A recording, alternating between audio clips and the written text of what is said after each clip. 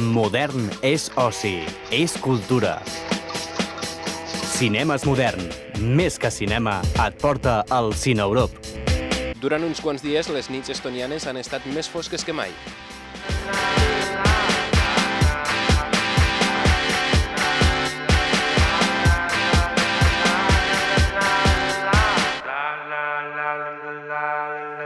La capital d'Estònia ha acollit un festival de cinema multitudinari i paral·lel als Premis de Cinema Europeu. Nosaltres ens fixem amb el Tallinn Black Nights, que s'han portat amb tots els honors l'ucraïnès Lodznika.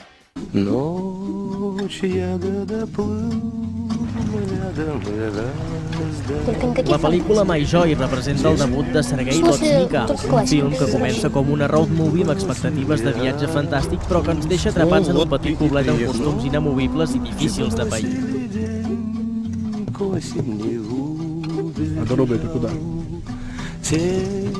És la pura lluita per la supervivència on tot estranger és una amenaça. Una cinta interessant i que des de l'estrena el passat mes de maig ja s'ha passejat per prop d'una desena de festivals russos, ucraïnesos i armenis.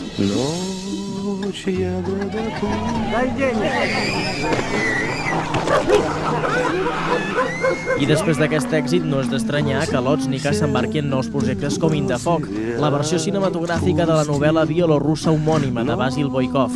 I per les primeres crítiques sembla que repetirà èxit. Doncs res, molta sort.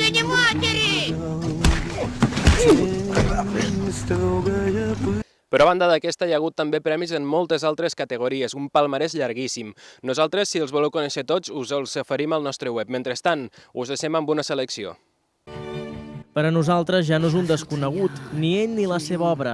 Chris Kraus surt de Tallinn amb el títol de millor director per The Paul Diaries, una visió inquietant sobre un moment tèrbol de la història política centreeuropea. Tampoc no ens ve de nou la pel·lícula Heaven, que parla de com imaginar un món millor quan la realitat és molt més difícil. Michael Persbrandt ha seduït el jurat que li ha atorgat el premi de millor actor.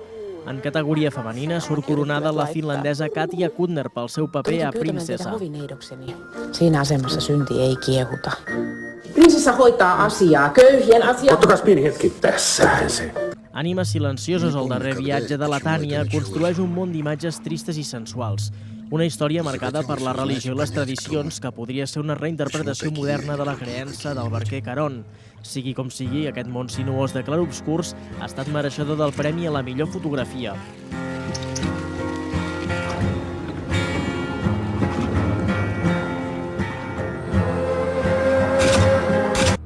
Fill de Babilònia en recorda moltes altres pel·lícules sobre famílies trencades en mons fonamentalistes. Una nova crítica a la manera de fer de certs països orientals, unida amb una banda sonora suggerent per a l'oïda occidental.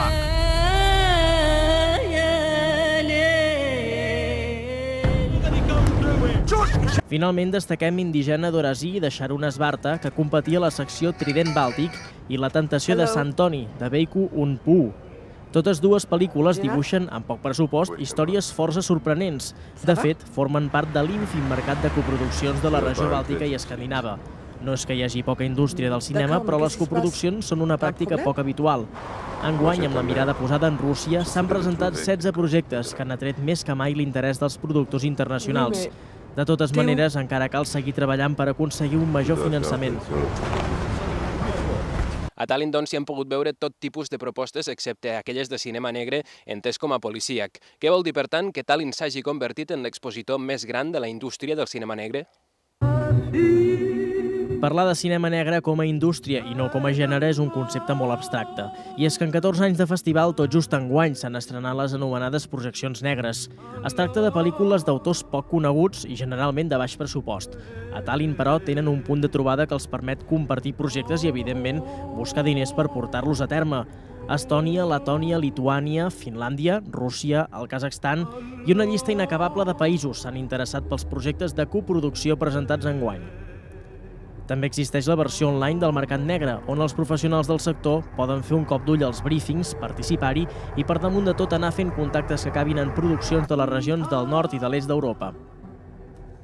I després de tant de treballar, com és lògic, toca descansar una mica només. I és que durant el desembre és l'època de l'any en què hi ha menys festivals de cinema, si més no aquí a Europa. És per això que nosaltres abandonem lleugerament l'agenda per a fer-vos altres propostes, com sempre, de cinema, esclar.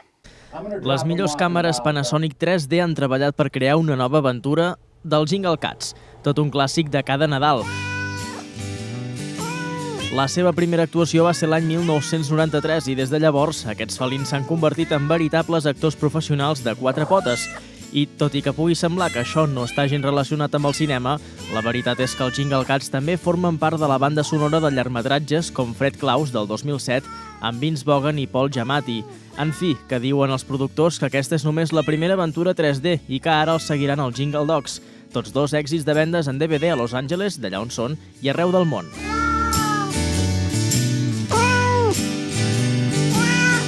Temps ara per a conèixer les pel·lícules que ja han arribat o que arribaran ben aviat a les sales de cinema.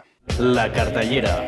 En la antigüedad, las personas ponían pesadas piedras en las tumbas de sus muertos para que sus almas no vagaran y afligieran a los vivos. Espero que esta pobre chica estuviera muerta antes de que empezaran a cortarla en pedazos. Pero yo estaba a punto de aprender que los muertos pueden flotar en el aire con la densidad y la luminosidad de la niebla. En el centre de la tormenta viatgem a New Iberia, Louisiana. El detectiu Dave Robichaud, interpretat per Tommy Lee Jones, segueix la pista d'un assassí en sèrie responsable de la mort de diverses noies joves indefenses. Hay 17 homicidios sin resolver en Luisiana que tienen ciertas similitudes con este caso. Todos habían sido atados, eran jóvenes y de clase obrera. Mentre torna d'una altra escena del crim horrorosa, coneix una estrella de cinema, l'Elrod Skies. ¿Me llama mentiroso? Eres un puto mentiroso de mierda. Però l'Elrod fa una troballa que pertorbarà els records del detectiu. ¿Tibia izquierda? Cortada por la mitad. Ahí le dispararon cuando intentó huir. Potser aquest cadàver mig descompost serà la clau de tota la investigació.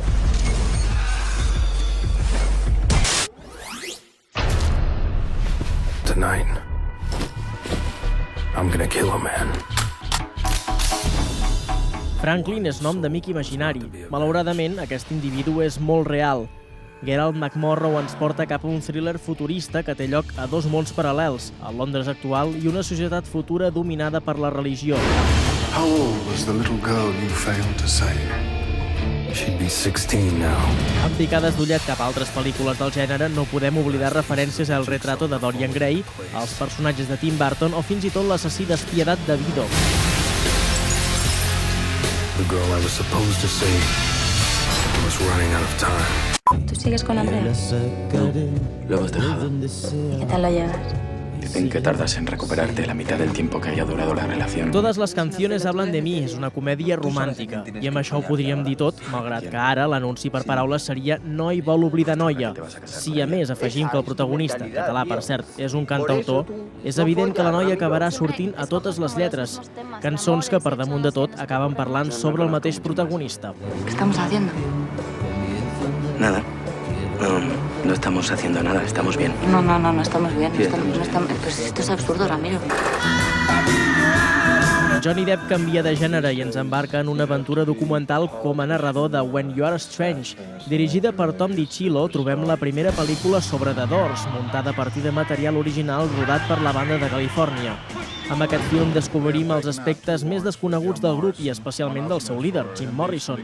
Una bona manera d'entendre l'American Way of Life de finals dels 60. I'd like them to give the music a chance.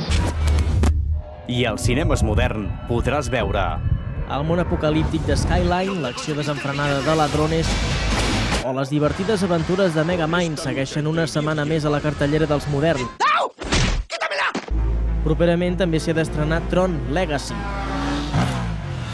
una nova aventura 3D rodada en un món totalment digital i perfecta per als amants dels grans efectes.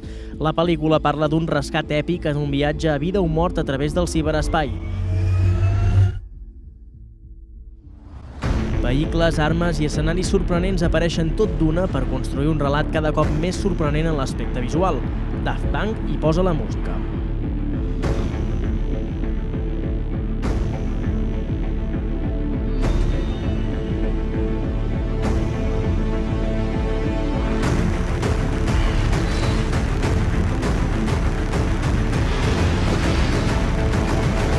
A Apa, doncs no cal que us recordem què fer per guanyar entrades de cinema, web, Facebook i molta sort. Ens veiem d'aquí a 7 dies.